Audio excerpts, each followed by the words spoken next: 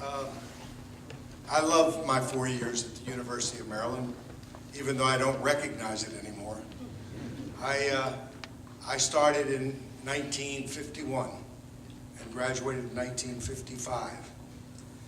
And my first real entrepreneurial experience came as a student. I was in a fraternity, and in those days, most of the fraternity brothers were hired by the post office at Christmas time. But a partner of mine, a fellow student, we came up with the idea of getting some lots to sell Christmas trees. And we raised some money to buy the trees in February to be delivered at Christmas time, in the Christmas season. We hired our fraternity brothers, guaranteed them a salary, took the risk, and we sold Christmas trees on all these lots, and we made some money and helped us pay for our education. So that was my first experience and first risk. I majored in accounting, and I graduated, and in Maryland at that time, I don't know what the rules are now, you could take the CPA exam without practicing.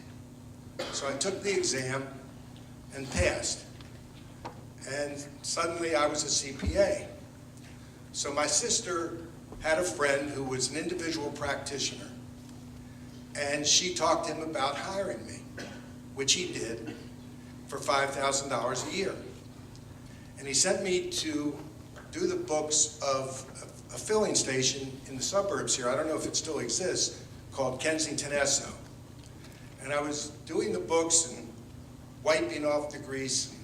Finally got to the final end of the year profits, and Kensington Esso made $25,000. So I went to my boss, Bernie, the single practitioner, and I said, Bernie, how long do you think it'll take for me to make $25,000? And he said, well, if everything works out well and you become a junior partner, maybe in 5 years, you'll be making $25,000. I said, Bernie, 1 week of this is enough. I'd rather own a gas station.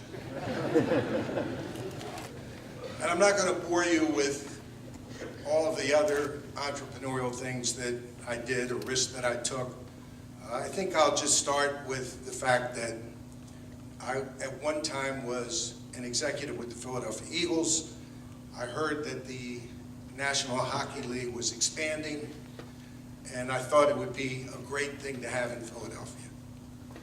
And at 33 years of age, I ended up starting the Philadelphia Flyers hockey team. I actually wanted about 10% of the team because I couldn't afford anything else. I wanted the 10% because I was putting the thing together. But no one really wanted to invest. They said hockey would never succeed in Philadelphia. In fact, the bankers we went to didn't even know what a puck was. So we had problems, but we struggled. You know, we put it together. I put my house up as collateral for a very small loan, got some investors, and I have to tell you that the Hockey News then voted that of the 6 new teams in the National Hockey, there were 6 original teams, and they expanded by 6 in 1967. They said the least likely to succeed of those 6 teams was Philadelphia. So you can imagine how I felt.